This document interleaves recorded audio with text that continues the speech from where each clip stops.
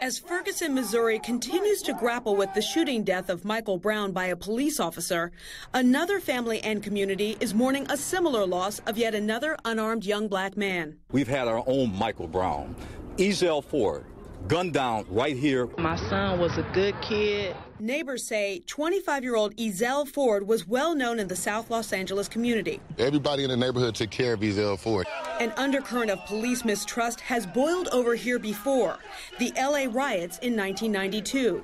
Some residents are again on edge. They're in fear of the police department. It was just after 8 p.m. on August 11th when two officers from the Los Angeles Police Department confronted Ford as he was walking in his neighborhood.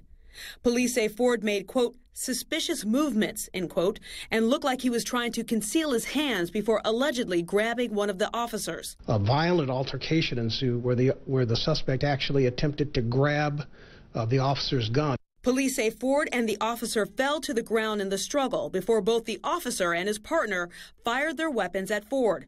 Ford would later die at the hospital. But Ashanti Harris, who allegedly witnessed the situation unfold from his apartment, saw things differently. The police jumped out on him with the guns drawn out. He put his hands up. They wrestled him down to the ground. One shot went off, and then 2 seconds went by, and another shot went off. And then the other officer told him to shoot him again. Another officer, and he shot him again in the back while he was on the ground. He couldn't fight back. Two big cops are on top of him. They let Ezell die.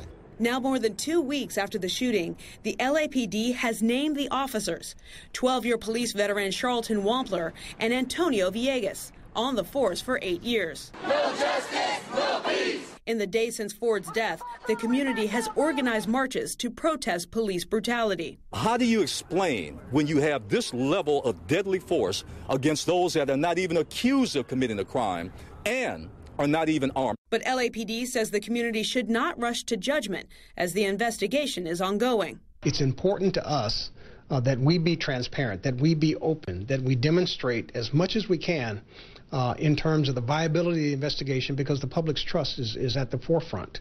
Justice. Yes. Justice for Ezell. We just want some kind of justice. Some kind of justice and answers. All we want to know is just why you do it. Several people in the neighborhood say Ford had a mental disability, but the lawyer for the family refuses to clarify if this is true. That lawyer, who also represented Rodney King, says he plans to file a federal wrongful death lawsuit against the LAPD on behalf of the Fords. Stephanie Elam, CNN, Los Angeles. Yo, what's up, world? It's your boy Philko here. Gotta speak low because girl sleeping, whatever, in the bed. But what am I going to say? I'm going to say cameras on cops. Cameras on cops. All you Twitter people, please hashtag that, cameras on cops. The same thing is going to keep happening again and again and again. It's so ridiculous. You're always going to have two completely different stories. One story is, oh, he was reaching for my gun and I shot him. The other story is, he had his hands up, he was on his knees, they shot him, and then they shot him again for no reason. Listen, cameras on cops. I don't know why the cops, if they're usually so innocent, why they don't want cameras while they're working, so they could show the world that they didn't do it. And I don't know why the protesters aren't screaming for cameras on cops. That's what everyone should be saying who has a problem with these situations, cameras on cops, because people are so focused on their situation instead of focusing on the future, which is ending all these situations, or at least making the odds of a situation like this happen again by putting cameras on cops that record video and audio, man. It's going to keep happening again and again and again. Cameras on cops. Not cameras on civilians. There's too many civilians to put cameras on. But cameras on cops, it should be nationwide, people. Take the cameras out of the dash cams, put them on the cops, or, well, not literally, because those dash cams are too big.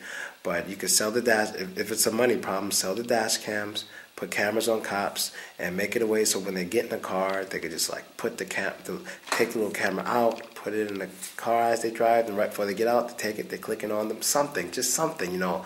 I'm not saying that's the best idea, but it's just an idea. But the point is, we need cameras on cops.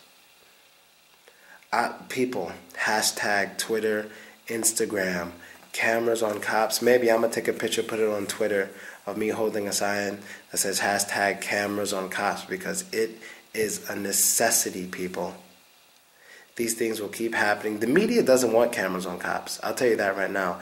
The media does not want cameras on cops. They won't even speak about cameras on cops because they love the mystery. They love the mystery. That's because they love the two completely different stories.